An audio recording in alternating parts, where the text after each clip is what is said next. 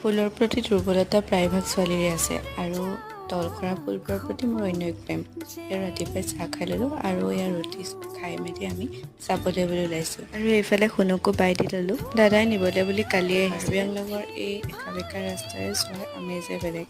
প্ৰায় এসপ্তাহে হ'লেই বৃহস্পতিবাৰে আহিছিলোঁ আৰু এইটো বৃহস্পতিবাৰে যাবলৈ বুলি ওলালোঁ। আনহাতে মোৰ 30 ডেইজৰ চেলেঞ্জটোত আজি 11টা দিনেই পাৰ হ'ল। আপোনালোকে যদি মোৰ চেনেলটোলৈ প্ৰথমবাৰৰ বাবে আহিছে তেনেহ'লে ভিডিঅ'বোৰ চাব আৰু লাইক কমেণ্ট আৰু মোৰ চেনেলটো ছাবস্ক্ৰাইব কৰি দিব আৰু যদিহে ইনষ্টাগ্ৰামত আছে তেনেহ'লে ফ'ল' কৰি দিব।